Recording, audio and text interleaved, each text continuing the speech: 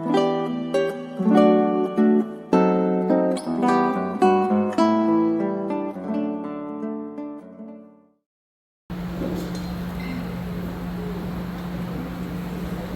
días, hermanos. Gusto verlos. Dios los bendiga.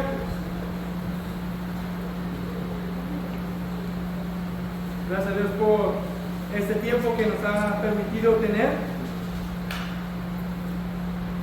Desde ayer a la noche, el estudio, la convivencia, el amor, la mañana, viendo a todos los hermanos en una dulce armonía.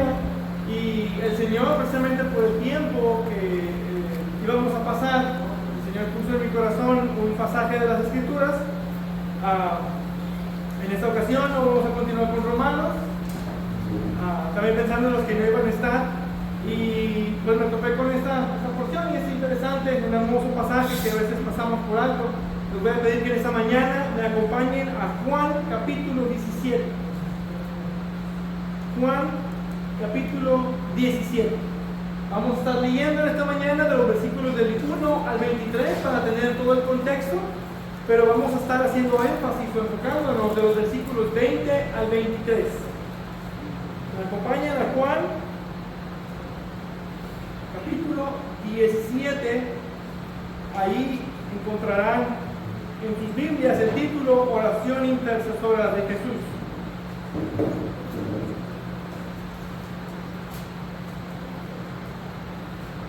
Empezamos desde el versículo 1. Dice: estas cosas habló Jesús, y alzando los ojos al cielo, dijo: Padre, la hora ha llegado. Glorifica a tu Hijo, para que el Hijo te glorifique a ti, por cuanto le diste autoridad sobre todo ser humano, para que Él dé vida eterna a todos los que les han dado. Y esta es la vida eterna, que te conozcan a ti, el único Dios verdadero, y a Jesucristo, a quien has enviado. Yo te glorifiqué en la tierra, habiendo terminado la obra que me dices que hiciera, y ahora glorifícame tú, Padre, junto a ti, con la gloria que tenía contigo antes de que el mundo existiera. He manifestado tu nombre a los hombres que del mundo me diste. Eran tuyos y me los diste, y han guardado tu palabra. Ahora han conocido que todo lo que me has dado viene de ti, porque yo les he dado las palabras que me diste, y las recibieron, y entendieron que en verdad salí de ti, y creyeron que tú me enviaste. Yo ruego por ellos, no ruego por el mundo, sino por los que me has dado, porque son tuyos, y todo lo mío es tuyo, y lo tuyo mío, y he sido glorificado en ellos. Ya no estoy en el mundo, pero ellos sí están en el mundo, y yo voy a ti. Padre Santo, guárdalos en tu nombre, el nombre que me has dado, para que sean uno, así como nosotros somos uno. Cuando yo estaba con ellos, los guardaba en tu nombre, el nombre que me diste, y los guardé, y ninguno se perdió, excepto el hijo de perdición, para que la escritura se cumpliera. Pero ahora voy a ti y hablo esto en el mundo, para que tengan mi gozo completo en sí mismos. Yo les he dado tu palabra, y el mundo los ha oído, porque no son del mundo, como tampoco yo soy del mundo. No te ruego que los saques del mundo, sino que los guardes del maligno. Ellos no son del mundo, como tampoco yo soy del mundo. Santifícalos en tu verdad, tu palabra es verdad. Como tú me enviaste al mundo, yo también los he enviado al mundo, y por ellos yo me santifico, para que ellos también sean santificados en la verdad. Pero no ruego solo por estos, sino también por los que han de creer en mí por la palabra de ellos, para que todos sean uno, como tú, oh Padre, que estás en mí y yo en ti, que también ellos estén en nosotros, para que el mundo crea que tú me enviaste. La gloria que me diste les he dado, para que sean uno, así como nosotros somos uno, yo en ellos y tú en mí, para que sean perfeccionados en unidad, para que el mundo sepa que tú me enviaste y que los amaste tal como me has amado a mí. Vamos a ver. Padre Dios bendito, Dios amado, gracias te damos por esta porción de las Escrituras, preciosa oración de nuestro Señor Jesucristo.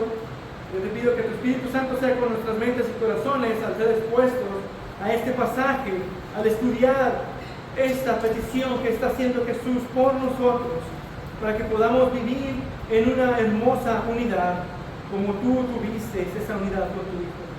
Gracias te damos por esta porción y gracias también te damos por esta mañana y por tu palabra. Amén. Juan 17 es un hermoso pasaje y de ninguna manera podemos pasarlo por alto.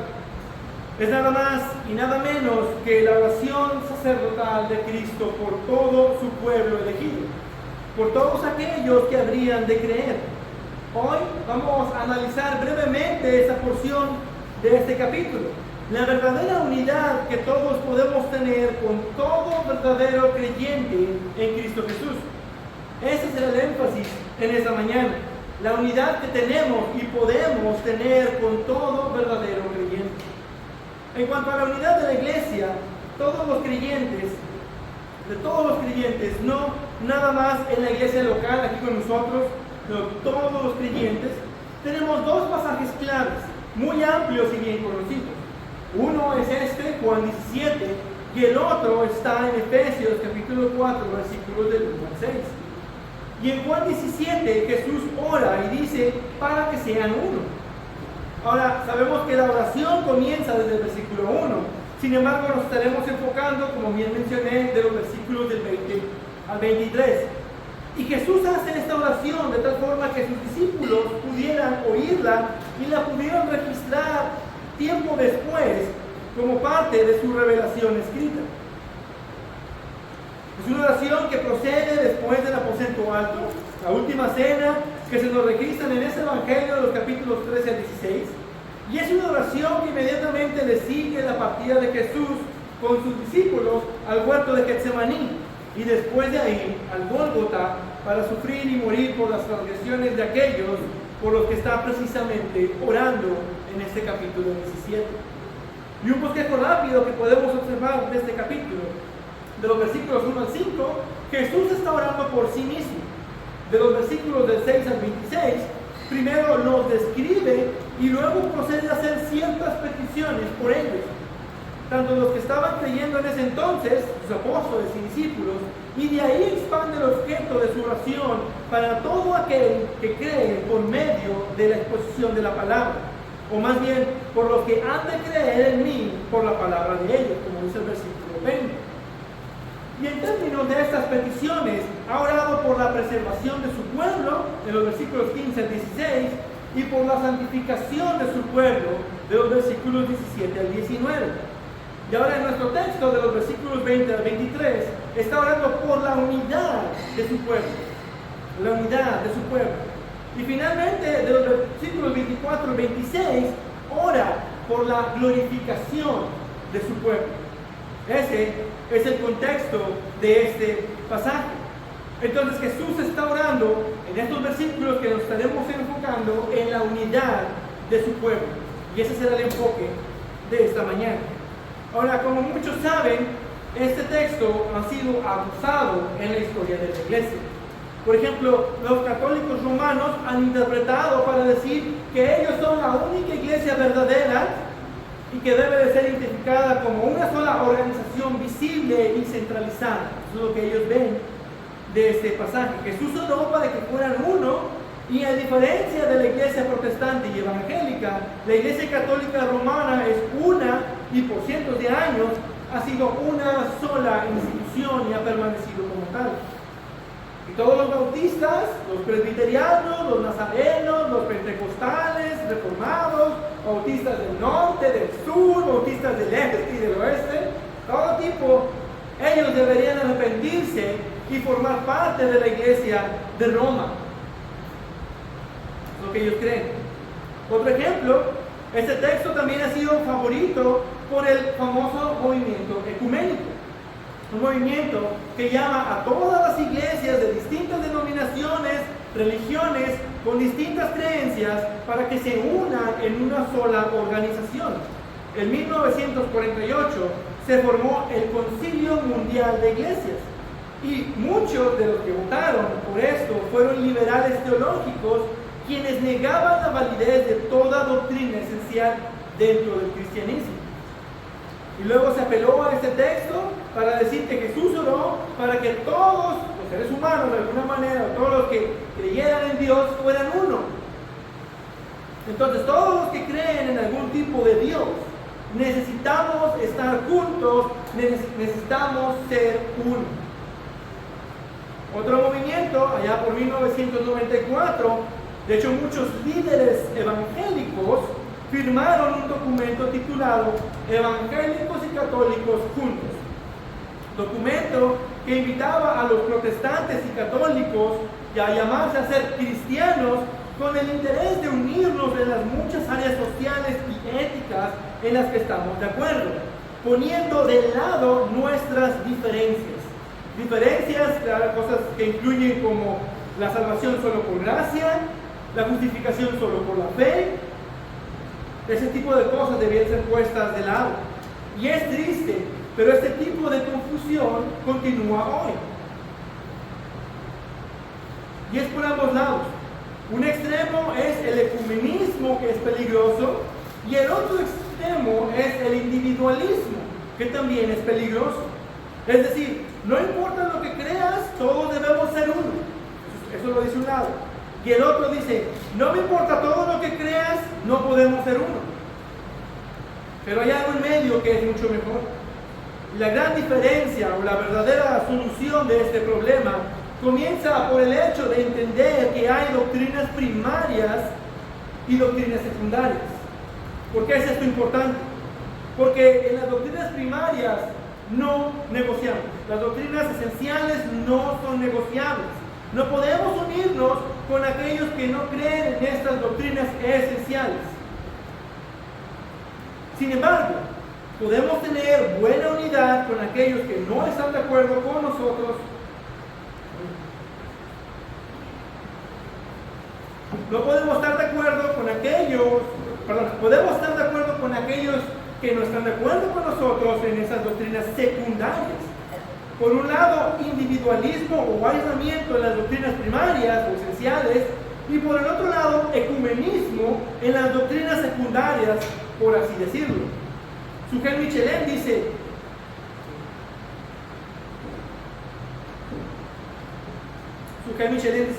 si no sabemos distinguir doctrinas primarias de doctrinas secundarias, vamos a caer en extremos, ya sea en el extremo del ecumenismo, que no distingue absolutamente nada, sino que quiere traer a todo el mundo en un gran movimiento de todas las iglesias se unan.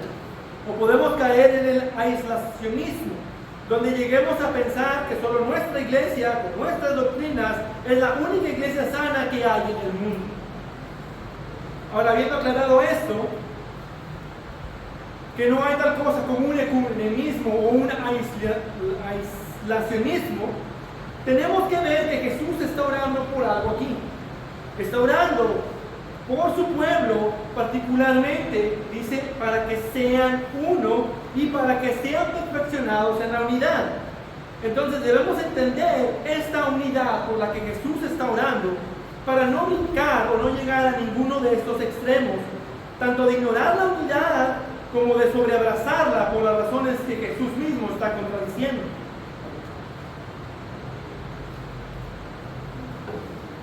Como creyentes,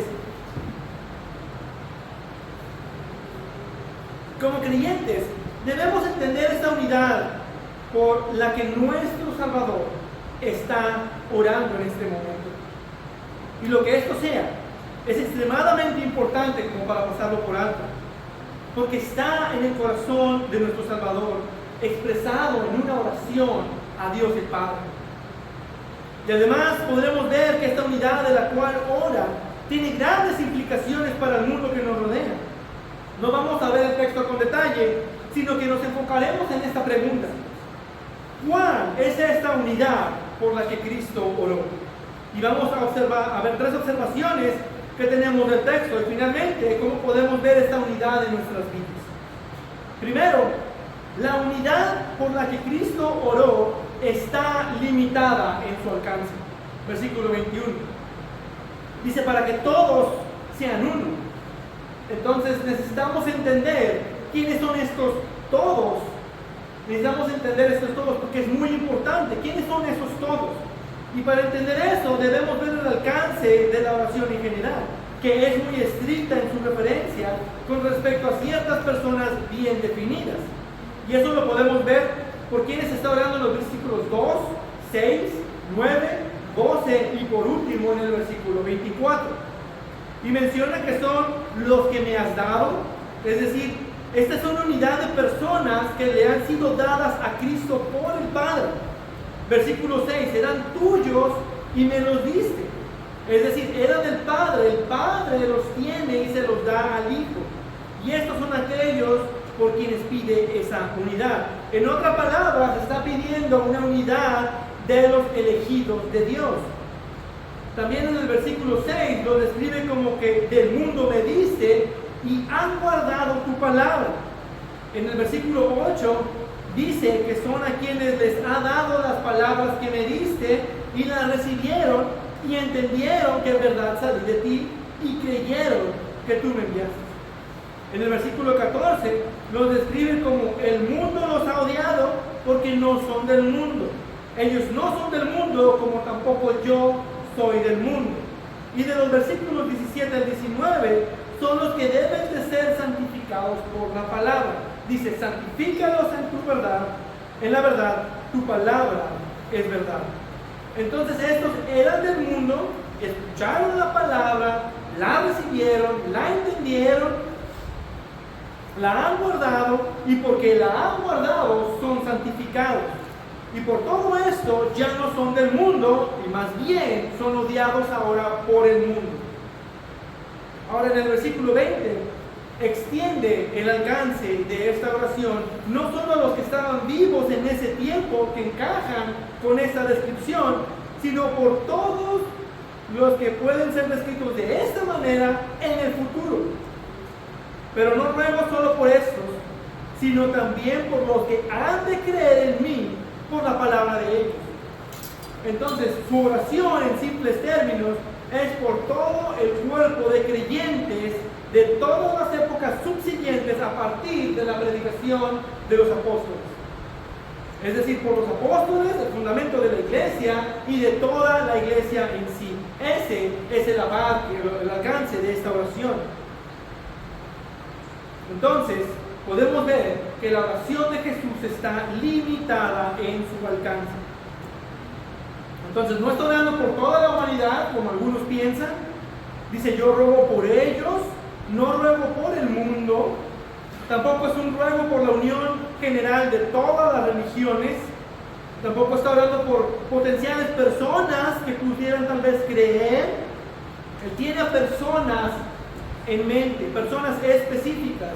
¿Y no es eso hermoso? ¿No es hermoso que si tú has creído en Jesucristo, si tú has guardado su palabra, Él está orando por ti en este momento? Hermoso pensar que nuestro Salvador está orando y está teniendo nuestro nombre en su mente. Entonces, la unidad por la que Cristo oró está limitada a todo aquel que es salvo solo por la fe en Jesús. Aquellos que escucharon su palabra, la recibieron, la entendieron, la creyeron y la han guardado. Ahora, esto nos quiere decir que no toda división está mal. Hay una tendencia en nuestra cultura para abrir con brazos abiertos a cualquier tipo de unión y de rechazar todo aquello que divide. Y la idea es no de ir a extremos al punto de decir que ninguna unión es buena, ninguna unidad es buena. Pero debemos reconocer que hay divisiones que son buenas. De hecho, esta oración de Jesús es por la unión de ciertas personas que al mismo tiempo les genera una división con otras. Oró por los que ya no son del mundo, no por el mundo. Entonces vemos aquí dos sistemas, dos realidades, la física y la espiritual, los que son del mundo y los que no son del mundo. Y es tanto esta separación que el versículo 14 dice que el mundo los ha odiado. Hay una separación visible e inquebrantable entre los que son del mundo y los que no son del mundo. Sabemos que se refiere a los de la simiente de la serpiente y a los de la simiente de Eva, como vemos en Génesis 3. En Mateo 10:34 en adelante, Jesús mismo, quien oró por la unidad de su pueblo, también les advirtió de la división que el Evangelio les iba a traer en sus vidas. Dice, no piensen que vine a traer paz a la tierra. No vine a traer paz, sino espada. Porque vine a poner al hombre contra su padre, y a la hija contra su madre, y a la nuera contra su suegra, y los enemigos del hombre serán los de su misma casa.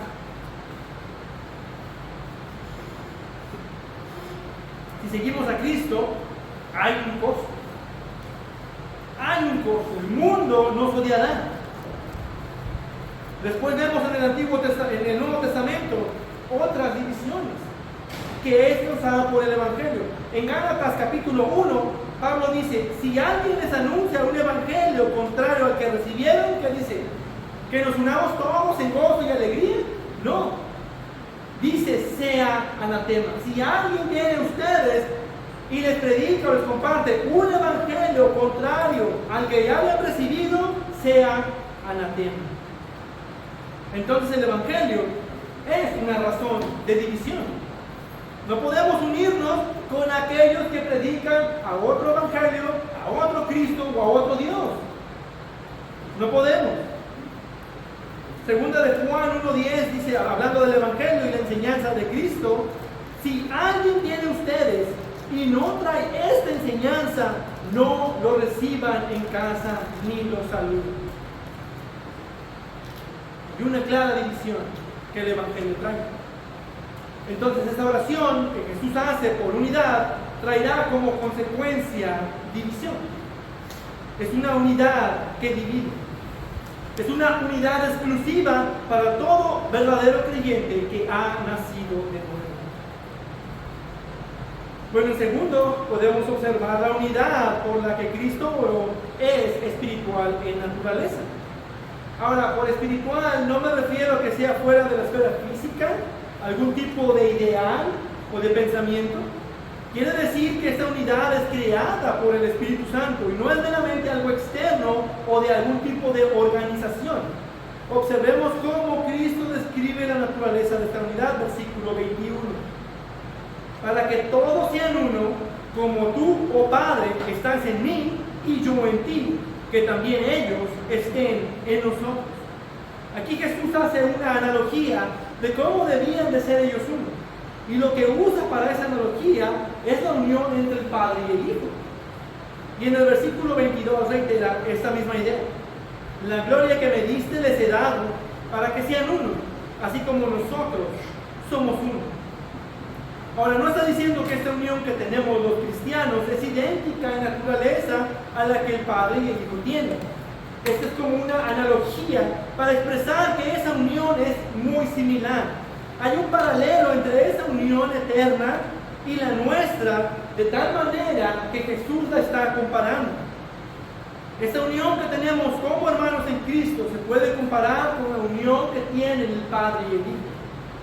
Ahora, esto es muy profundo y no es mi intención adentrar mucho en esto.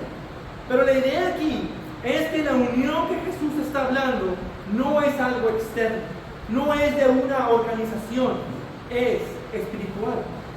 Y esto no solo se ve en la analogía de la unión del Padre y el Hijo, pero también esta unión entre creyentes tiene como fundamento nuestra unión individual, mutua, con Cristo y con el Padre. Versículo 21. Para que todos sean uno, como tú, oh Padre, estás en mí y yo en ti, que también ellos estén en nosotros. Vemos la misma idea en el versículo 23. Yo en ellos y tú en mí, para que sean perfeccionados en unidad. Entonces, esta unidad está fundada sobre una unión mutua que tenemos cada uno individualmente con Cristo y por Cristo una unión con el Padre. Y esa unión con Cristo y con el Padre aprendemos en otro lugar que es producida por la presencia del Espíritu Santo en nuestras vidas. El Espíritu Santo morando en nosotros, en cada verdadero creyente.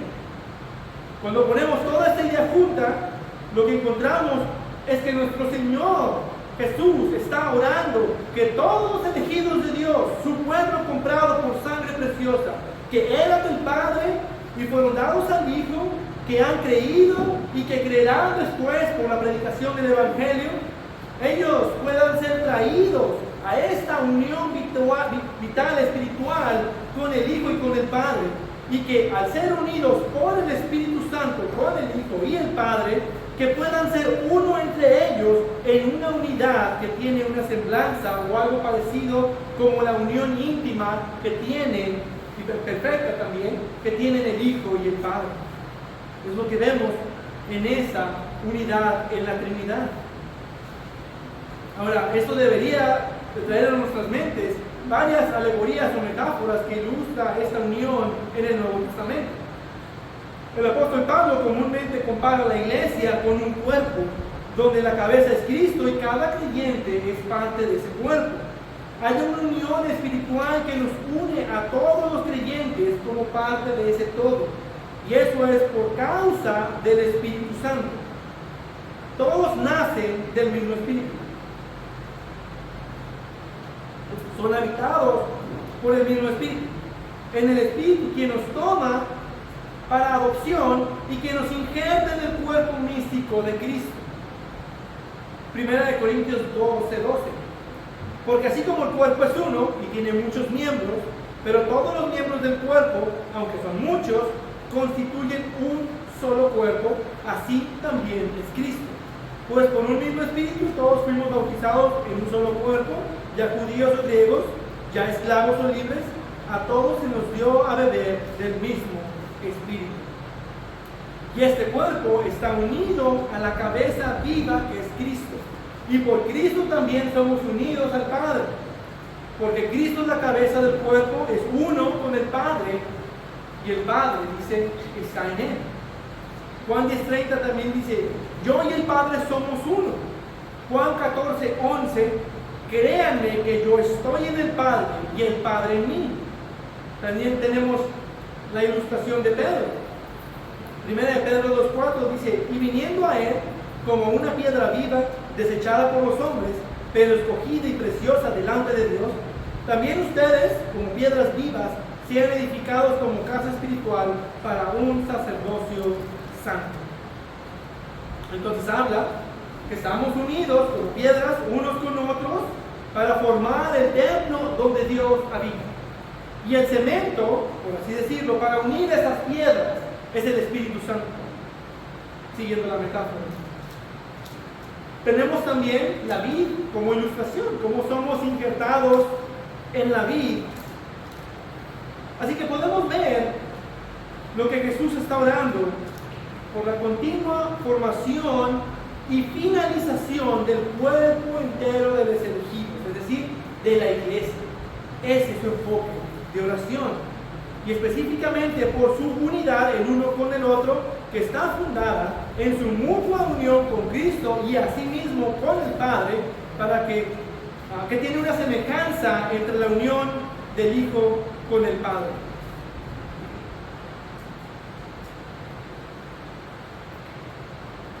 Tercero, esta unidad, la unidad por la que Cristo oró, tenía la intención de ser observable al mundo. En los versículos 21 y 23, Cristo nos da el propósito de esta unidad, versículo 21.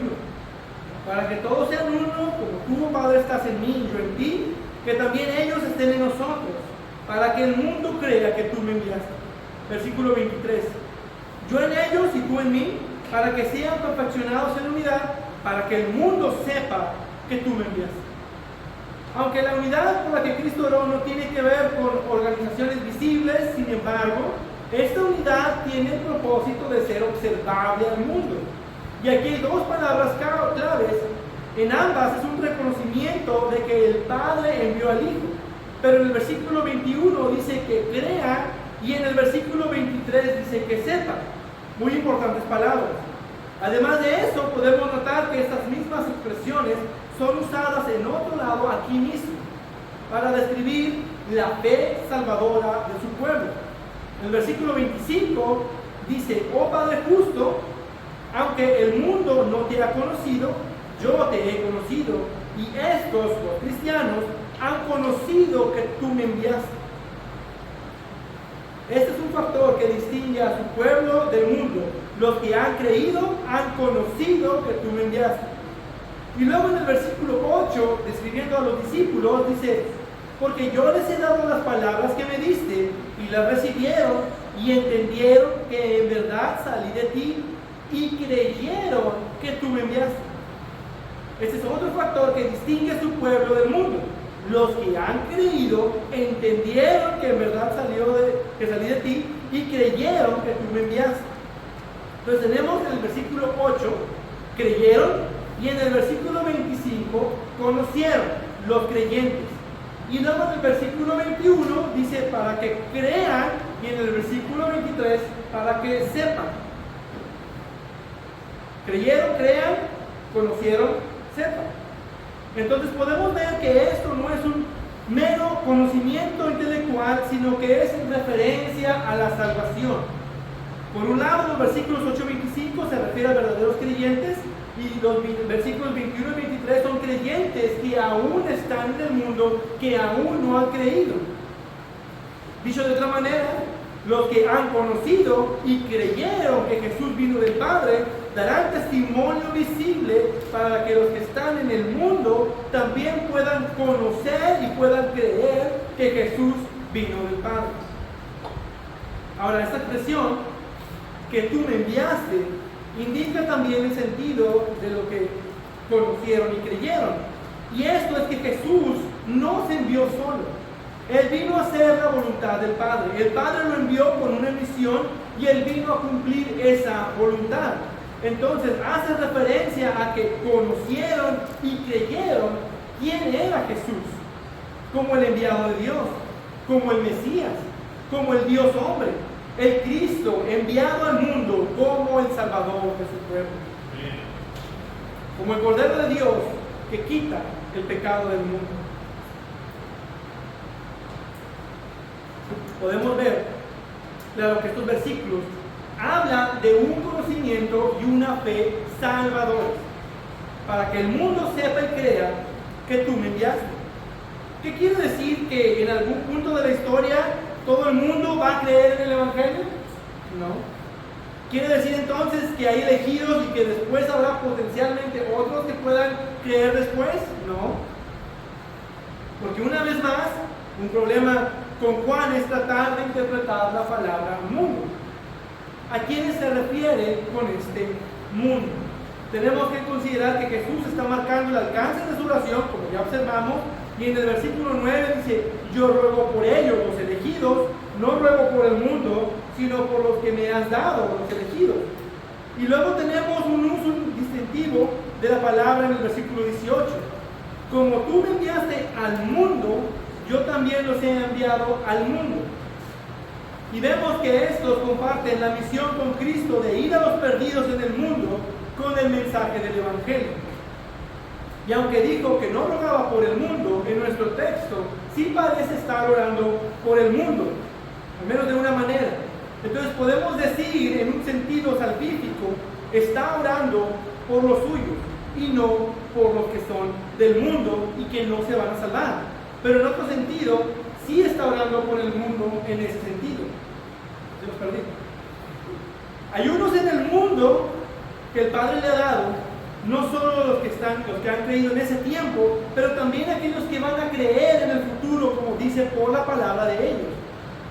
Y lo que esto nos dice es que uno de los medios por el cual estos que han de creer serán traídos a la fe y a creer el Evangelio que predicamos,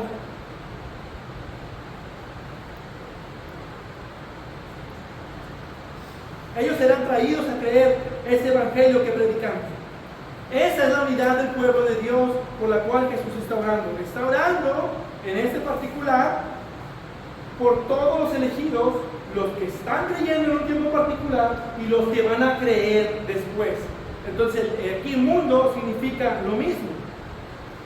Dicho de otra manera, los que han conocido y creyeron en el mensaje del Evangelio darán testimonio visible de la unidad que tienen por medio de Dios, para que los que están en el mundo, que han de creer también, conozcan y crean el Evangelio. En otras palabras, nos está haciendo una referencia a la gran comisión de ir y predicar al mundo, o como dice Pablo, ir a predicar y sufrir por amor a los elegidos. Y el parteaguas, la gran división que se encuentra en esta unidad, una unidad que divide las divisiones y las fragmentaciones de un mundo ya pecaminoso. Divisiones en matrimonios, divisiones de los sexos, en familias, en etnias. Donde Dios manda unidad, el mundo proclama división. Y donde Dios manda división, el mundo proclama unidad. Totalmente opuestos. Una división tan notable desde la caída de Adán entre la simiente de Eva, entre la simiente de la serpiente.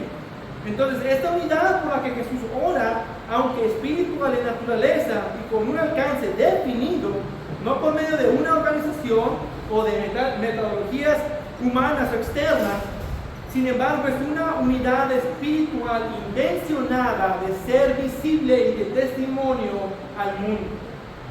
Y con un enfoque de tener un impacto evangelístico en el mundo.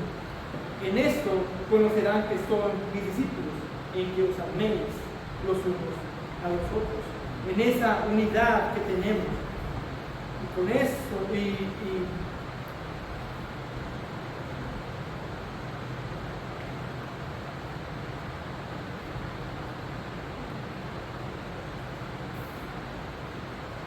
y esto no solamente por el testimonio van a creer, sino para dar credibilidad al Evangelio que nosotros predicamos.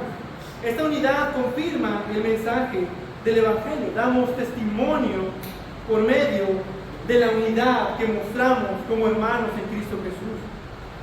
Hablando de una división anterior entre judíos y gentiles, Pablo dice esto en Efesios capítulo 2, versículos 14 al 16.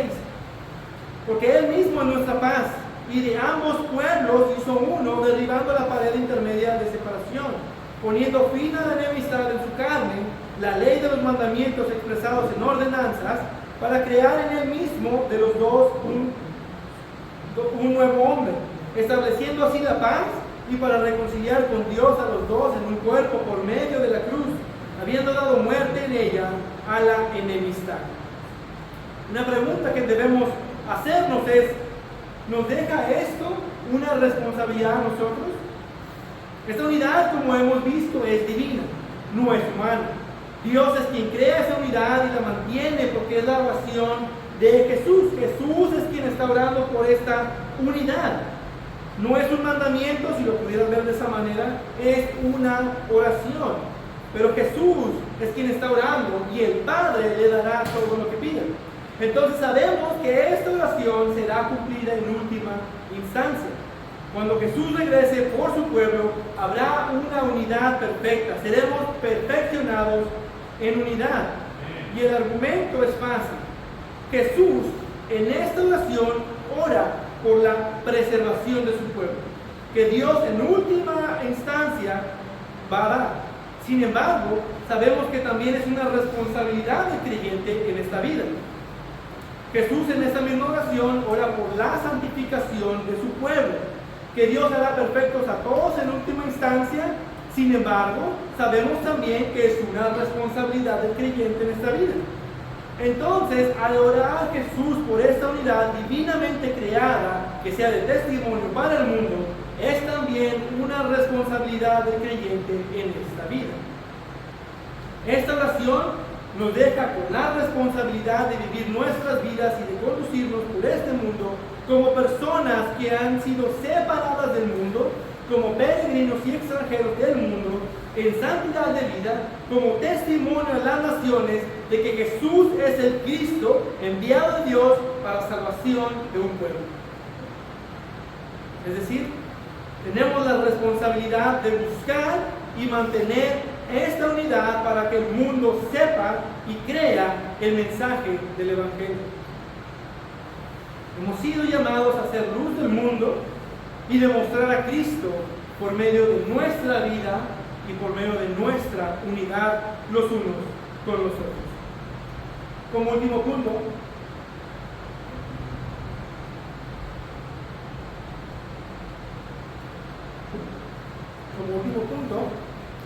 en una forma de aplicación práctica, ¿cómo podemos observar esta unidad en nuestras vidas? Ahora, tenemos que ver que esta unidad por la que Cristo ora, en alguna medida ya existe. Esto no es algo que debamos desear o esperar, es algo real que ya está pasando. Simplemente aún no ha sido perfeccionado. Todos los seres humanos que han creído o creerán están unidos a Cristo. Todos son parte del mismo cuerpo espiritual. Esto no es algo que se pueda mejorar o forzar por creaciones de organizaciones mundiales o incluso por medio de unión de diferentes denominaciones. Es una unión espiritual que ya existe entre todo verdadero cristiano y que se puede evidenciar de alguna manera en el amor que nos tenemos los unos a los otros.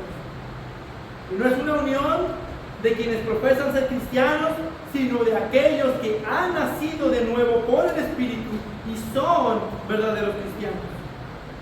Algo que debemos notar es que esta unidad espiritual va más allá y afecta incluso lo externo. No es una unión externa, sino que se evidencia externamente. Verán, todos los creyentes fuimos formados de la misma manera. Todo creyente fue comprado por la misma sangre. Todo creyente es regenerado por la misma obra del Espíritu Santo. Todo creyente cree en la obra de Jesús y confía en la persona de Jesús como Salvador. Todo creyente entiende su pecado, tiene una convicción de pecado por el Espíritu Santo y se arrepiente. El Espíritu Santo habita en todo creyente. Todo creyente pasa por un proceso de santificación. En resumen, todo verdadero creyente tiene una misma fe, un mismo espíritu habitando, un mismo Padre, es parte del mismo cuerpo y tienen un mismo bautismo. Efesios capítulo 4.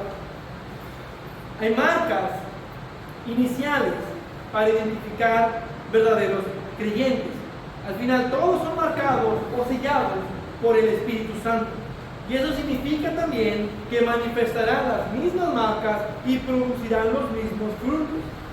Las marcas de los creyentes se evidencian con el arrepentimiento y la tristeza por el pecado, se evidencia con su hablar y en la forma de relacionarse con otros, se evidencia con su esfuerzo torpe, pero con su esfuerzo de imitar al Maestro. Y se evidencia porque busca vivir de toda manera para la gloria de Dios. Si tú ves a alguien con estas marcas, es un verdadero creyente. Y esto va de la mano con los frutos que produce. Gálatas 5:22. Pero el fruto del Espíritu es amor, gozo, paz, paciencia, benignidad, bondad, fidelidad, mansedumbre, dominio propio. El amor para con Dios y el prójimo. Gozo y paz en medio de circunstancias devastadoras. Esos son los frutos que van generando. Y estas marcas y estos frutos, aunque son los mismos, no está por demás decir que no todos los dan de la misma forma o al mismo tiempo. A todo cristiano le hace falta seguir creciendo y ir generando más y más frutos. A lo mejor puedes conocer a alguien que es súper amoroso. No le falta amor, sí, pero a lo mejor no tiene nada de dominio propio. O le hace falta a lo mejor más mansedumbre. Y aunque estas marcas y frutos pueden variar en cantidad, tamaño y forma en cada creyente, podemos ver que es el mismo Espíritu que habita en nosotros, que tenemos las mismas gracias, produce los mismos deseos, las mismas virtudes en todos los que son hijos de Dios.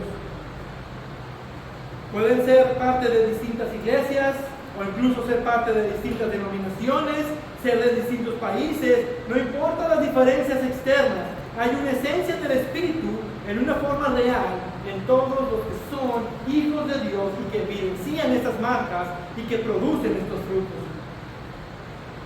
Y por otro lado, uno puede ser miembro de una iglesia local, una iglesia bíblica, pertenecer a cierta denominación de renombre, estar involucrado en actividades de la iglesia, se puede llamar a sí mismo cristiano. Sin embargo, según Romanos 8:9, si el Espíritu no está en tal persona, el tal no es de Cristo y no tiene parte en esta unión por la que Jesús está hablando. Esta unidad en Cristo puede tener ciertas diferencias en esta tierra porque aún no es perfecta, aún se está perfeccionando. Pero todos como mínimo comparten el mismo evangelio. El mismo evangelio. Como observábamos al principio. Pueden tener diferencias notables en doctrinas secundarias. Sin embargo, no hay ninguna diferencia en las doctrinas esenciales o primarias, comenzando con el Evangelio de Jesucristo. ¿Con quién es Jesucristo y qué es lo que Jesucristo ha hecho? Entonces, con respecto a esas verdades esenciales del Evangelio, esa unidad en la fe es real. Aman y adoran al mismo Dios Trino, aman la palabra de Dios y la obedecen, aunque no todos la entienden de la misma manera. En palabras de Filipenses 3:3, llevamos las marcas de la verdadera circuncisión, que adoramos en el Espíritu de Dios y nos gloriamos en Cristo Jesús, no poniendo la confianza en la carne. Spurgeon dice esto: converso con el hombre espiritual y no importa cómo se llame a sí mismo. Cuando hablamos de pecado, perdón, Jesús y temas similares, estamos de acuerdo. Hablamos de nuestro bendito Señor. Mi amigo dice que Jesús es justo y amoroso, lo mismo digo yo. Él dice que Él no tiene nada más en que confiar excepto en la preciosa sangre, ni yo tengo nada más. Le digo que me encuentro como una criatura pobre y débil, Él se lamenta lo mismo. Solo tome temas experimentales relacionados con los tratos del alma con Dios. Déjelo en una carta y llegue al Espíritu. Rompa las cáscaras y coma el grano de la verdad espiritual y encontrará que los puntos de acuerdo entre cristianos genuinos son algo maravilloso. Prácticamente dice que pongamos de lado toda doctrina secundaria y si nos enfocamos solo en las primarias, la unión que tenemos en Cristo es maravillosa. Y finalmente, esta unidad se demuestra en el amor fraternal que tenemos como hermanos en la fe. Primera de Juan 3:14. Nosotros sabemos que hemos pasado de muerte a vida porque amamos a los hermanos. El que no ama permanece muerto. Primera de Juan 4:7. Amados, amémonos unos a otros, porque el amor es de Dios, y todo el que ama es nacido de Dios y conoce a Dios. El que no ama no conoce a Dios, porque Dios es amor. Bien, un mandamiento del Señor dice que se amen los unos a los otros. Juan 13:34, Juan 15:12, Juan 15:17. En esto conocerán todos que son mis discípulos, si se tienen amor los unos con los otros. En otras palabras, está diciendo: en esto sabrá el mundo que el Padre le envió. Por esta unidad ustedes se demuestran en el amor que se tienen los unos con los otros. Esa es la oración, para que todos sean uno, para que el mundo crea que tú me enviaste, para que sean perfeccionados en unidad, para que el mundo sepa que tú me enviaste. Entonces podemos ver que por este amor tenemos una unidad que es evidente y que es observable como testimonio al mundo. Ahora, el mundo no verá un amor perfecto. Este amor no será perfecto entre nosotros, pero se evidenciará de todas maneras con un amor real. Puede ser que los cristianos no se amen tanto como deberían, o tal vez los cristianos no se demuestran el amor tanto como deberían. A veces incluso guardan sentimientos con falta de amor los unos con los otros. Incluso actuar de una manera no amorosa los unos con los otros. Entonces lo que debe pasar es que necesitan arrepentirse y crecer en el amor los unos con los otros, porque ese amor aún no ha sido perfeccionado. Dios está trabajando individualmente con cada uno de nosotros para que generemos el fruto del amor. Porque esta unidad aún no es perfecta y muchos buenos creyentes maduros, aún en la fe, batallan con ese pecado remanente que aún queda en nosotros.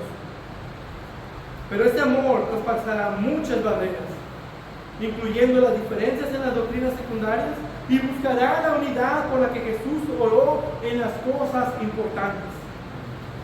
En lo fundamental, unidad; en lo dudoso, libertad; y en lo demás, gracia.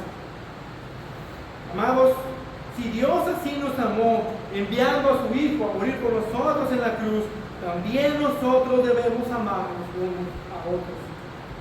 Spurgeon dice: la división en las iglesias nunca comienza con aquellos llenos de amor al Salvador. Si tú amas a Cristo, vas a buscar la unidad, no su división. Busquemos vivir para la gloria de Dios con toda humildad y mansedumbre, con paciencia, soportándonos unos a los otros en amor, esforzándonos por perseverar la unidad del Espíritu en el vínculo de la paz. Amén. Padre Dios bueno, Dios bendito, gracias te damos por esta porción de las Escrituras que nos motiva y nos alienta a buscar el amor con nuestros hermanos, a buscar la unidad en la iglesia, no nada más con la iglesia local, con nosotros, sino con la de otras iglesias en las cuales también podemos expresarles nuestro amor, porque son nuestros hermanos comprados con la misma preciosa sangre de Jesús.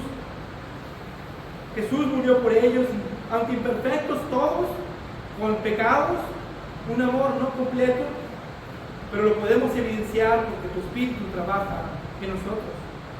Yo te pido que en tu Espíritu sigas uniendo esta iglesia, sigas edificándola, síguenos dando el fruto del amor, y podamos seguir amándonos los unos a los otros, seguir disfrutando de esta preciosa armonía y unidad que tenemos solo en ti, por lo que tú has hecho en nosotros.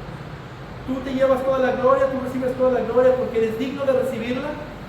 Nosotros somos siervos inútiles, pero nos esforzamos por vivir la manera en la que tú quieres que vivamos. Y es hermoso saber que Jesucristo está pensando en esa unidad por su iglesia, por su preciosa iglesia que Él compró. Yo te pido que obres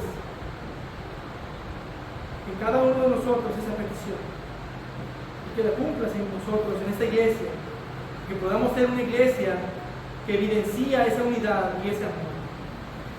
Gracias te damos por tu iglesia, gracias te damos por la unión que tenemos en Cristo y gracias te damos por la vida de cada uno de nosotros. Bendito y alabado seas por siempre. Amén y amén.